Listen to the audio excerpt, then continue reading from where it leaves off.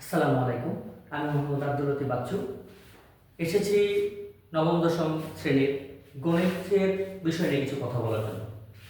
আজকের টপিক হবে real number বা বাস্তব সংখ্যা। আমার ক্লাসের কয়েকটা পার্ট থাকবে, তার মধ্যে প্রথমত হচ্ছে কি প্রথম পার্ট, ফার্স্ট পার্ট যেটা থাকবে সেটা হচ্ছে প্রত্যেকটা চ্যাপ্টারের বেসিক যে রুলসগুলো থাকে সেগুলো নিয়ে অবশ্য আমাদের কিছু কথাবার্তা থাকবে। যদি সম্ভব হয় ফার্স্ট পার্টে তাহলে অবশ্য কিছু এক্সারসাইজ করার চেষ্টা করব। সেকেন্ড পার্টে থাকবে উদাহরণসহ অনুশীলনে যেসব ইম্পর্টেন্ট ম্যাথগুলো আছে সেগুলো সমাধান। থার্ড পার্টে থাকবে এই প্রত্যেকটা চ্যাপ্টারের শেষে যে বিগত বছরের কোশ্চেনগুলো আছে সেগুলো অ্যানালাইসিস সহ একটা অধ্যায়ের এমসিকিউ যেগুলো আছে সেগুলো যেন খুব সহজেই আমরা খুব কম সময়ে অ্যান্সার করতে পারি, তার কিছু শর্টকাট কিছু টেকনিক ইনশাআল্লাহ আমরা দেওয়ার চেষ্টা করব। তো আজকে আমি উপস্থিত হয়েছি বাস্তব সংখ্যার কিছু টপিকস বা বেসিক নিয়ে আলোচনা করার জন্য। সাথে আছে আমি মোহাম্মদ আব্দুল লতিফ বাচ্চু। কে কোথা থেকে দেখছেন অবশ্যই কমেন্টে জানাবেন। তো প্রথমত শুরু করি, বাস্তব সংখ্যা কাকে বলে। বাস্তব সংখ্যা বলতে গেলে আসলে কি বোঝায় সেই বিষয়টাকে সমাজে জানা দরকার। বাস্তব সংখ্যা বলতে গেলে অবশ্য যেটাকে বোঝায় বাস্তবিক জগতে গণনার সুবিধার্থে আমরা যে সংখ্যাগুলো ব্যবহার করে থাকি সেগুলোকে বলা হচ্ছে বাস্তব সংখ্যা। বাস্তব সংখ্যা মূলত দুইটা সংখ্যার সমন্বয়ে গঠিত হয়ে থাকে। তার একটি হচ্ছে মূলদ সংখ্যা, অন্যটি হচ্ছে অমূলদ সংখ্যা। আজকের বিষয় হচ্ছে কি বাস্তব সংখ্যা। আমরা যদি অবশ্য লিখে লিখে করি তাহলে মনে হয় যেন ভালো হয়। বাস্তব সংখ্যা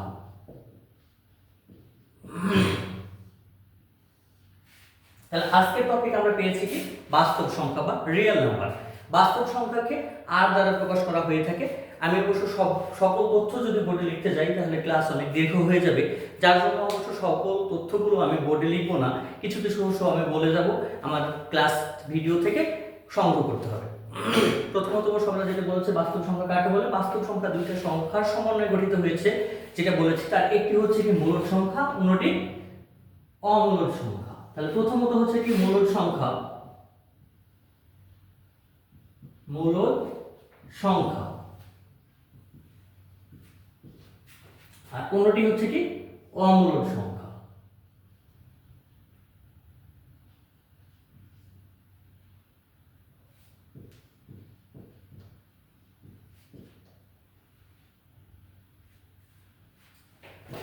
তাহলে প্রথমে আসি অমূলদ সংখ্যা নিয়ে, কারণ হচ্ছে অমূলদ সংখ্যা টপিকসটা খুবই কম দেওয়া আছে, কিন্তু মূলদ সংখ্যা যখন আলোচনা করতে যাব এর মধ্যে অনেক তথ্য আছে, অনেক ইনফরমেশন আছে যেগুলো অবশ্য আমাদের বাস্তবিক জীবনে এখান থেকে অনেকগুলো কোশ্চিন আমরা প্রতিনিয়ত দেখতে পাই। তো আমরা প্রথমত আলোচনা করব অমূলদ সংখ্যা কাকে বলে। অমূলদ সংখ্যা কাকে বলে প্রথমত ডেফিনেশন আসে। অমূলদ সংখ্যা বলতে গেলে সেই সংখ্যাগুলোকে বোঝায় যে সংখ্যাগুলোকে আমরা দশমিকের পরে অসীম সংখ্যক সংখ্যা থাকে এবং সেগুলো কখনোই আমাদের আবৃত আকারে লেখা যায় না, সেই সকল সংখ্যাকে অবশ্য আমরা বলতে পারি অমূলদ সংখ্যা। সংক্ষেপে বলতে গেলে আমাদের পি ও কিউ যদি স্বাভাবিক সংখ্যা হয়ে থাকে তাহলে পি বাই কিউ আকারে যে সংখ্যাগুলোকে লিখতে পারি না সেই সকল সংখ্যাকে বলা হচ্ছে অমূলদ সংখ্যা। যেমন এক্সাম্পল হিসেবে আমরা বলতে পারি যে 3.14245 এই সংখ্যাটাকে যদি আমরা দেখি তাহলে অবশ্যই এটাকে আমরা বলতে পারি যে অসীম সংখ্যক অসীম দশমিক সংখ্যা। অসীম দশমিক সংখ্যা অবশ্য দুই ধরনের হয়ে থাকে, এক হচ্ছে কি আবৃত অসীম দশমিক সংখ্যা, আর একটা হচ্ছে কি অনাবৃত দশমিক সংখ্যা। তো এখানে অবশ্য দেখেছি এখানে অবশ্য আমাদের কোনো সংখ্যায় রিপিট হয় নাই, কোনোভাবেই আমরা এটাকে আবৃত করতে পারি না। সো অবশ্যই আমরা বলতে পারি এটা একটি অমূলদ সংখ্যা। অনেক সময় কোশ্চেনে হয়ে থাকে যে নিচের কোনটি অমূলদ সংখ্যা। আর একটা গুরুত্বপূর্ণ আমরা তথ্য এখান থেকে জেনে থাকবো, সেটা হচ্ছে কোনো মৌলিক সংখ্যাকে যদি বর্গমূল করা হয়ে থাকে তাহলে সেটাকে হচ্ছে আমরা কি বলতে পারি অমূলদ সংখ্যা বলতে পারি। অমূলদ সংখ্যা নিয়ে অবশ্য খুবই সংক্ষেপে আলোচনা করব, বিস্তারিত আলোচনা হয়তো অবশ্য করার প্রয়োজন হবে না। বিস্তারিত প্রয়োজনের আলোচনার জন্য অবশ্য আমাদের আছে কি মূলদ সংখ্যা। মূলদ সংখ্যা নিয়ে অবশ্য আলোচনা করতে গেলে আমাদের বাস্তবিক জগতে যে সংখ্যাগুলো ব্যবহার করি সবগুলো এখানে আসবে। এখানে অবশ্য এমন কোনো সংখ্যা থাকবে না যেটা মূলদ সংখ্যার মধ্যে আলোচনা করা যায়। প্রথমত ডেফিনেশনে আসি। ডেফিনেশন বলতে গেলে অবশ্য কি মূলদ সংখ্যা কাকে বলে। মূলদ সংখ্যা কাকে বলে ডেফিনেশন অবশ্য আমরা করি যে কোনো পূর্ণ সংখ্যা বা ভগ্নাংশ সংখ্যা যেগুলো অবশ্য নির্দিষ্টভাবে থাকে সেই সংখ্যাগুলোকে আমরা বলতে পারি মূলদ সংখ্যা। তাহলে মূলদ সংখ্যা কাকে বলে? যে সংখ্যাগুলোকে অবশ্য নির্দিষ্টভাবে থাকে, যদি দশমিক হয়ে থাকে তাহলে অবশ্য সামথিং অবশ্য আমরা বলতে পারি 6.25, 6.5, 6.9, অথবা দেখা যাচ্ছে 6.111, 6.2222 যদি আমাদের আবৃত সংখ্যা থাকে তাহলে সেই সংখ্যাটাকে আমরা বলতে পারি কি মূলদ সংখ্যা। তাহলে মূলদ সংখ্যা মূলত অবশ্য কি সেটা অবশ্য আমরা বুঝেছি, মূলদ সংখ্যা কাকে বলে সেটা আমরা দেখেছি। আমি অবশ্য দেখাচ্ছি ক্লাস দীর্ঘ করব না, খুব সংক্ষেপে শেষ করার চেষ্টা করব। তাহলে মূলদ সংখ্যা প্রথমত অবশ্য আমরা কিভাবে বুঝবো সেটা একটু দেখি। মূলদ সংখ্যা প্রথমত অবশ্য দুই প্রকার। কয় প্রকার? দুই প্রকার। মূলদ সংখ্যা দুই প্রকার। এক হচ্ছে কি পূর্ণ সংখ্যা, এক হচ্ছে কি পূর্ণ সংখ্যা, অন্যটা হচ্ছে কি ভগ্নাংশ।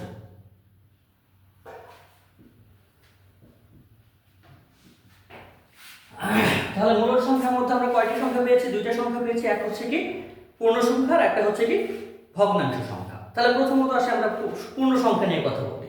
পূর্ণ সংখ্যা অবশ্য আমরা জানি কয় ধরনের হতে পারে। পূর্ণ সংখ্যা আবার আমরা বলতে পারি তিন ধরনের হয়ে থাকে। বেসিক্যালি অবশ্য অনেক সময় আমরা দুই ধরনেরও বলতে পারি, অথবা দেখা যাচ্ছে আমরা তিন ধরনেরও বলতে পারি। প্রথমত অবশ্য তিন ধরনের আলোচনা করি। তার মধ্যে একটা হচ্ছে কি ঋণাত্মক সংখ্যা,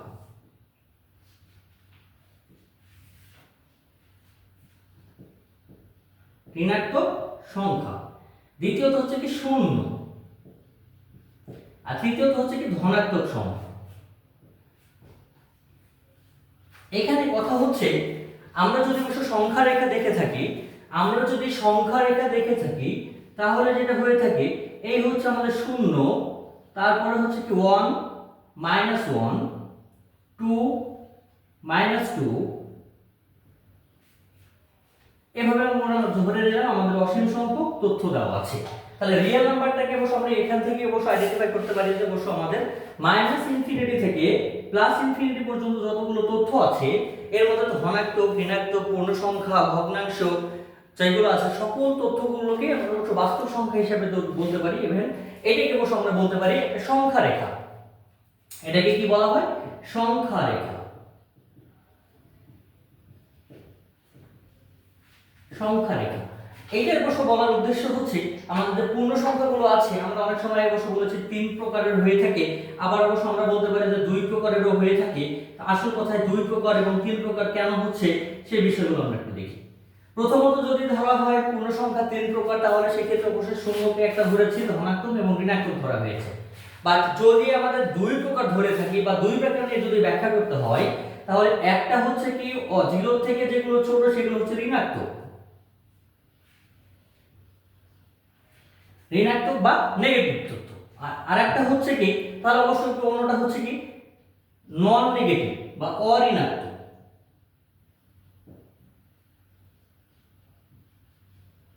অঋণাত্মক সংখ্যা।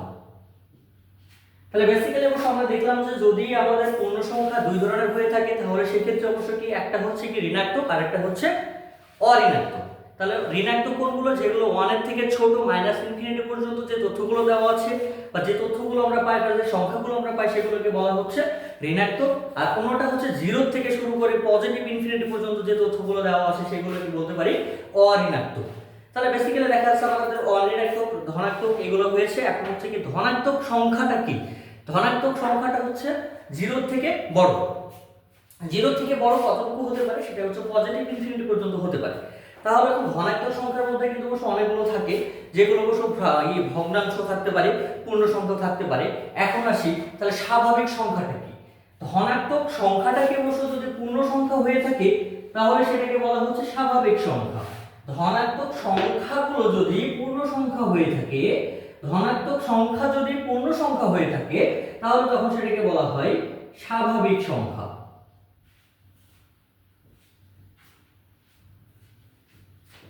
তাহলে ধনাত্মক সংখ্যা কখন স্বাভাবিক সংখ্যা হচ্ছে? যখন সেটা পূর্ণ সংখ্যা থাকবে। আচ্ছা, তাহলে স্বাভাবিক সংখ্যাকে কি দ্বারা প্রকাশ করা হয়ে থাকে? স্বাভাবিক সংখ্যাকে অবশ্য n দ্বারা প্রকাশ করা হয়ে থাকে, ন্যাচারাল নাম্বার। স্বাভাবিক সংখ্যা অবশ্য বেশ কয়েক ধরনের হয়ে থাকে, তার ক্লাসিফিকেশনটা একটু দেখব। স্বাভাবিক সংখ্যা আবার হচ্ছে তিন ধরনের হতে পারে। এক হচ্ছে এক, দ্বিতীয়ত হচ্ছে মৌলিক, আর তৃতীয়ত হচ্ছে কি যৌগিক।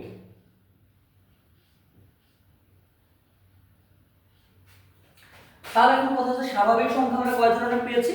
তিন ধরনের পেয়েছি। এক হচ্ছে এক, দ্বিতীয়ত হচ্ছে মৌলিক, তৃতীয়ত হচ্ছে যৌগিক। এক বলতে গেলে শুধুমাত্র এক, বা দেখা যাচ্ছে এক এক যেটাকে বোঝাই এক, অথবা দেখা যাচ্ছে কি এক, ঠিক এটাকেই বোঝাচ্ছে। এখন হচ্ছে দেখো মৌলিক সংখ্যা। মৌলিক সংখ্যা নিয়ে অবশ্য আমাদের প্রচুর কোশ্চেন হয়ে থাকে। আমরা যদি বাস্তব সংখ্যার এমসিকিউ এর যাই, তাহলে সেখান থেকে অবশ্য দেখা যাচ্ছে যে মৌলিক সংখ্যা থেকে প্রতি বছর প্রায় কোশ্চেন থাকে। ইভেন খুবই গুরুত্বপূর্ণ বাস্তব সংখ্যার খুবই গুরুত্বপূর্ণ একটা টপিক হচ্ছে মৌলিক সংখ্যা। তাহলে মৌলিক সংখ্যা নিয়ে অবশ্য কথা বলতে হলে অবশ্য প্রথমত জানতে হবে মৌলিক সংখ্যা কি, মৌলিক সংখ্যা কাকে বলে, ডেফিনেশনটা অবশ্য আমাদের সবার আগে জানা প্রয়োজন। তাহলে অবশ্য মৌলিক সংখ্যা বলতে গেলে সেই সংখ্যাকে বোঝাচ্ছে, মৌলিক সংখ্যা বলতে গেলে সেই সংখ্যাকে বোঝাচ্ছে যে সংখ্যা শুধুমাত্র সেই সংখ্যা এবং অন ছাড়া অন্য কোনো সংখ্যা দ্বারা নিঃশেষে বিভাজ্য হয় না। হয়তো বুঝতে একটু প্রবলেম হতে পারে, আবার বলি, যে সংখ্যা অন এবং সেই সংখ্যা ছাড়া অন্য কোনো সংখ্যা দ্বারা নিঃশেষে বিভাজ্য হয় না তাকে বলা হচ্ছে মৌলিক সংখ্যা। মৌলিক সংখ্যা সাপোজ আমি ধরে রাখি যদি 2 এর কথা চিন্তা করে থাকি, তাহলে এই 2 কে শুধুমাত্র 1 এবং 2 দ্বারাই নিঃশেষে বিভাজ্য করা যায়, আদারওয়াইজ কখনোই সম্ভব না। আমি যদি মনে করে থাকি 13 এর কথা চিন্তা করে থাকি, তাহলে 13 একটা মৌলিক সংখ্যা, আমি ধরে নিয়েছি অবশ্য 13 একটা মৌলিক সংখ্যা। কেন মৌলিক সংখ্যা? এই কে অবশ্য 1 দিয়ে যদি ভাগ করা যায় তাহলে অবশ্য 13ই হয়। আবার যদি অবশ্য 13 দিয়ে ভাগ করে থাকি তবুও অবশ্য আমাদের ভাগ শেষ কত হয়? 0 হয়। তাহলে সেক্ষেত্রে বুঝলাম যে মৌলিক সংখ্যা কাকে বলে, ডেফিনেশনটা খুবই ভালো মতো বোঝার চেষ্টা করবা, কারণ হচ্ছে মৌলিক সংখ্যাটা হচ্ছে খুবই গুরুত্বপূর্ণ। তাহলে মৌলিক সংখ্যা বলতে গেলে অবশ্য সেই সংখ্যাকে বোঝাচ্ছে যে সংখ্যা 1 এবং সেই সংখ্যা ছাড়া অন্য কোনো সংখ্যা দ্বারা নিঃশেষে বিভাজ্য হয় না তাকে বলা হচ্ছে মৌলিক সংখ্যা। তাহলে এখন কথা হচ্ছে মৌলিক সংখ্যাগুলো নিয়ে তাহলে কি কেমন টাইপের কোশ্চেন হয় সেটা একটু দেখে আসি। তোমাদের এখানে অবশ্য কোশ্চেন এভাবে হতে পারে যে নিচের কোন সংখ্যাটি মৌলিক সংখ্যা? অপশনে থাকতে পারে 7, 9, 12, 15। তাহলে সেক্ষেত্রে 7, 9, 12, 15 এর মধ্যে যদি দেখে থাকি তাহলে অবশ্যই 7 সংখ্যাটা আছে শুধুমাত্র 7 এবং ওই সংখ্যা 1 দ্বারা, তাছাড়া অন্য কোনো সংখ্যা দিয়ে নিঃশেষে বিভাজ্য করা যায় না। বাদ বাকি প্রত্যেকটা সংখ্যা হচ্ছে আমাদের জোড় সংখ্যা। জোড় সংখ্যাগুলো হচ্ছে ম্যাক্সিমাম সময় যেটা হয়ে থাকে এটা যৌগিক সংখ্যা, কারণ প্রত্যেকটা জোড় সংখ্যায় 2 ব্যতীত প্রত্যেকটা জোড় সংখ্যাকে আমরা 2 দ্বারা ভাগ করতে পারি। যেহেতু 2 দ্বারা ভাগ করতে পারি তাহলে সেই সংখ্যা এবং 1 দ্বারাও নিঃশেষে বিভাজ্য করা যায়। সো অবশ্য আমরা বলতে পারি যে এখান থেকে অবশ্য আমরা একটা কথা বলতে পারি যে প্রত্যেকটা জোড় সংখ্যা শুধুমাত্র 2 বাদে প্রত্যেকটা জোড় সংখ্যাই হচ্ছে যৌগিক সংখ্যা। তাহলে অবশ্যই এখান থেকে আমাদের একটা এক্সক্লুসিভ একটা কোশ্চেন আমরা পেতে পারি। সেই কোশ্চেনটা হচ্ছে কি যে কোন জোড় সংখ্যাটি মৌলিক সংখ্যা? আমরা অবশ্য অনায়াসে বলতে পারি 2 সংখ্যাটি হচ্ছে জোড় হওয়ার পরেও এটা হচ্ছে কি আমাদের মৌলিক সংখ্যা। আরো একটা কোশ্চেন হতে পারে সব থেকে ক্ষুদ্রতম মৌলিক সংখ্যা কোনটি? অবশ্যই মনে হতে পারে 1 হতে পারে, কিন্তু অবশ্য 1 কখনোই মৌলিক সংখ্যা না। তাহলে মৌলিক সংখ্যা কোনটি? ক্ষুদ্রতম মৌলিক সংখ্যা হচ্ছে 2। আমাদের এই টাইপের আরো অনেক কোশ্চেন কিভাবে হতে পারে যে 1 থেকে 50 এর মধ্যে কয়টি মৌলিক সংখ্যা আছে?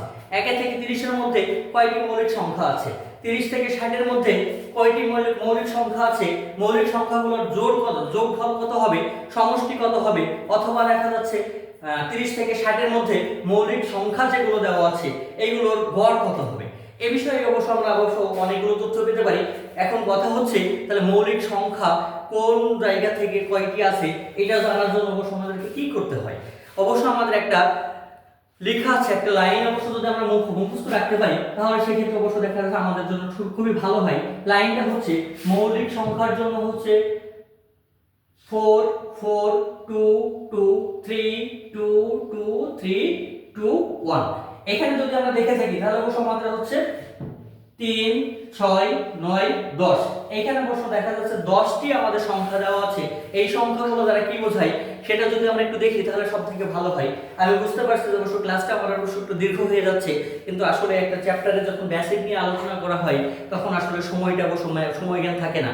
মনে হয় যেন অবশ্য আমি কতটুকু স্টুডেন্টদেরকে দিতে পারছি বা শিক্ষার্থীরা কতটুকু আমার কথাটা বুঝতে পারছে বা রিসিভ করতে পারছে, সেটা অবশ্য মুখ্য বিষয় হয়ে যায়।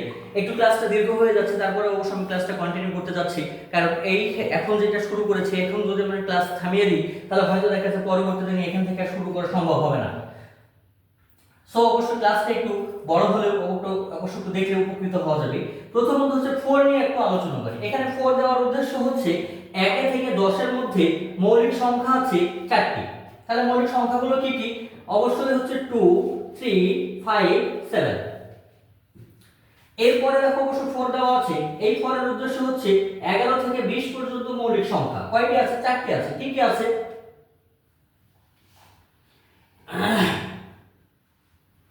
11, 13, 17 আর একটা হচ্ছে কি 19। আচ্ছা, এইভাবে দেখা যাচ্ছে অবশ্য আমাদের 100 পর্যন্ত সব প্রত্যেকটা তথ্য অবশ্য দেওয়া আছে। আমাদের অবশ্য যখন হ্যান্ড নোট অবশ্য আমরা হ্যান্ড ওভার করব বা অথবা যখন আমাদের হ্যান্ড নোটটি হাতে পাবা তখন অবশ্যই এগুলো আরো ক্লিয়ার হয়ে যাবে। তার জন্য অবশ্য দেখা যাচ্ছে আমি এখন অবশ্য ক্লাসটি দীর্ঘ না করে এখানে অবশ্য খুবই সংক্ষেপে আমি বলে দিতে যাচ্ছি, কারণ এখনো আমার আলোচনার বিষয় আছে ভগ্নাংশ। ভগ্নাংশ নিয়ে আলোচনা করতে আমার বেশ কিছুক্ষণ সময় লাগবে, যার জন্য অবশ্য আমি এগুলো বিস্তারিত আলোচনা না করে সরাসরিভাবে সংক্ষেপে যতটুকু পারা যায় তার উপর দিয়ে চলে যাচ্ছি। এরপরে দেখা যাচ্ছে যৌগিক সংখ্যা। অলরেডি যৌগিক সংখ্যা নিয়ে অবশ্য ডেফিনেশন অবশ্য অলরেডি হয়ে গেছে, কারণ অবশ্য আমরা বলেছি যদি সকল জোড় সংখ্যা 2 ব্যতীত সকল জোড় সংখ্যাকে আমরা 2 দ্বারা ভাগ করতে পারি, সো অবশ্যই বলতে পারি এটাকে সকল 2 ব্যতীত সকল জোড় সংখ্যাই হচ্ছে যৌগিক সংখ্যা। শুধুমাত্র জোড় সংখ্যা বলে কথা না, সকল মানে বেজোড় সংখ্যা মৌলিক সংখ্যা বলে যেগুলো আছে সবগুলোকে আমরা বলতে পারি যৌগিক সংখ্যা। যেমন হচ্ছে 9 একটা বেজোড় সংখ্যা হলে সেটাকে 9 কে অবশ্যই 3 দ্বারা নিঃশেষে বিভাজ্য করা যায়, 9 দ্বারা নিঃশেষে বিভাজ্য করা যায়, 1 দ্বারা তো অবশ্যই 9 নিঃশেষে বিভাজ্য করা যায়। এমন অবশ্য অনেক সংখ্যা আছে। 25 কে আমরা কি করতে পারি? নিঃশেষে বিভাজ্য করতে পারি। 15 কে নিঃশেষে বিভাজ্য করতে পারি। 3, 5 এবং 15, 1 সবগুলো দিয়ে নিঃশেষে বিভাজ্য করতে পারি। সো অবশ্য আমরা বলতে পারি মৌলিক সংখ্যা বাদে যতগুলো পূর্ণ সংখ্যা আছে সবগুলোকে বলা যায় যৌগিক সংখ্যা। এরপরে আসি যে ভগ্নাংশ সংখ্যা। তাহলে ভগ্নাংশ কি বা ভগ্নাংশ কত প্রকার? ভগ্নাংশ নিয়ে অবশ্য আমাদের অনেক আলোচনা আছে। ভগ্নাংশকে আমরা অবশ্য বলতে পারি শতকরা। শতকরাকে অবশ্য আমরা বলতে পারি ভগ্নাংশ। আমাদের একটা জিনিস বলে গেলে চলবে না, শতকরা জিনিসটা কি? শতকরাটা হচ্ছে একটা অনুপাত। ভগ্নাংশ কি? ভগ্নাংশটাও এক ধরনের অনুপাত। প্রথমত হচ্ছে ভগ্নাংশ কত প্রকার হতে পারে সে বিষয় নিয়ে একটু আলোচনা করি। ভগ্নাংশ প্রথমত অবশ্য 2 ধরনের হতে পারে। এক হচ্ছে সাধারণ ভগ্নাংশ, সাধারণ ভগ্নাংশ, আর একটা হচ্ছে কি দশমিক ভগ্নাংশ।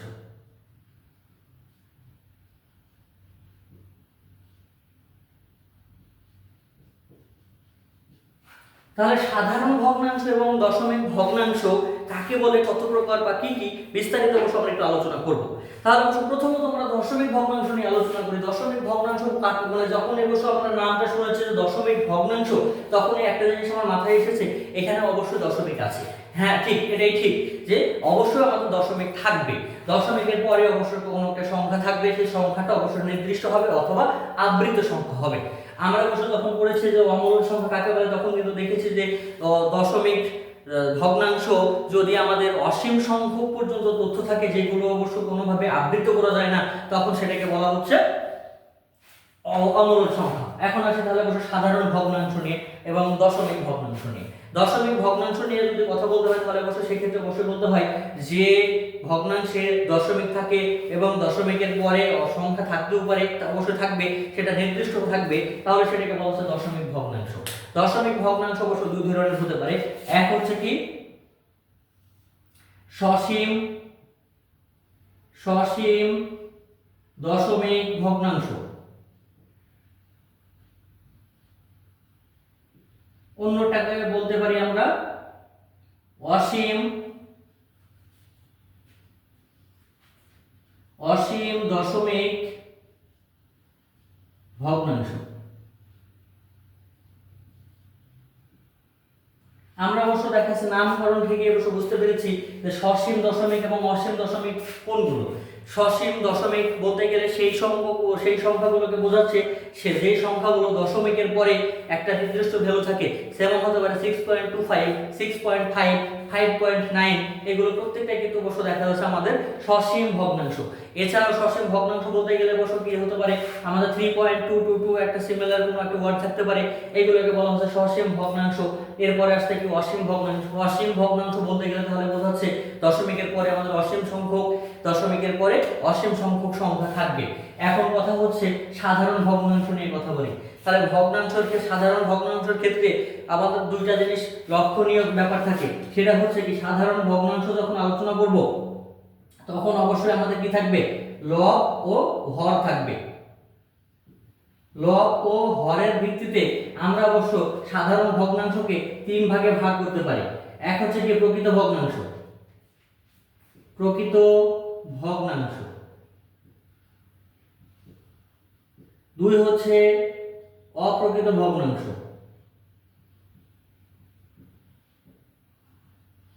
অপ্রকৃত ভগ্নাংশ। তিন হচ্ছে মিশ্র ভগ্নাংশ।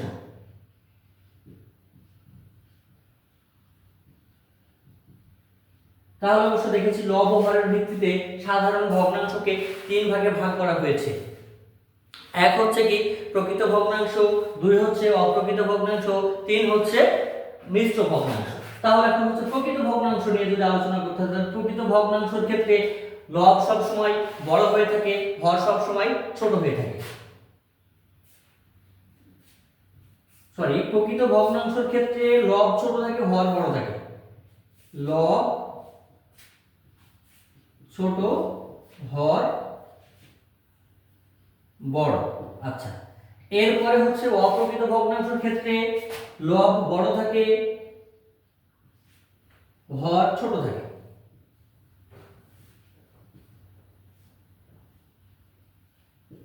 আচ্ছা, এখন আসছে কি মিশ্র ভগ্নাংশ। মিশ্র ভগ্নাংশটা হচ্ছে কি অপ্রকৃত ভগ্নাংশ থেকে আমরা মিশ্র ভগ্নাংশ পেতে পারি।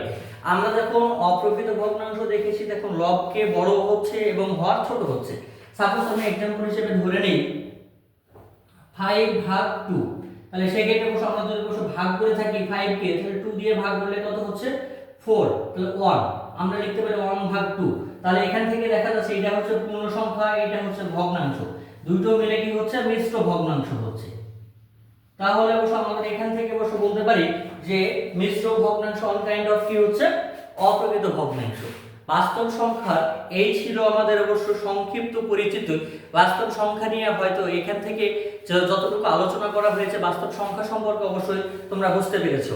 আশা করি এর পরবর্তী যখন ক্লাস হবে তখন বাস্তব সংখ্যা নিয়ে অনেকগুলো ম্যাথ করব, প্রিভিয়াস ইয়ারের কোশ্চেনগুলো অবশ্য সমাধান করব, তখন হয়তো একটা চ্যাপ্টার থেকে অবশ্য আমাদের এক্সাম নেওয়া হবে, তারপরে বুঝবো যে অবশ্য কতটুকু তোমরা পড়ালেখা বা স্টাডি করতে পেরেছো। সকলকে ধন্যবাদ আমার ক্লাসটা দেখার জন্য বা উপভোগ করার জন্য। সকলকে বলবো যে আমার ক্লাসটা কেমন লেগেছে, আমার ক্লাসের কথাগুলো স্পষ্ট হচ্ছে কিনা, বা ভিডিওতে আমাদের বোর্ড বা ক্লিয়ার দেখা যাচ্ছে কিনা, বা কে কোথা থেকে দেখছেন এটা অবশ্যই কমেন্টে জানিয়ে দেবেন। এই বলে শেষ করছি। শুভরাত্রি।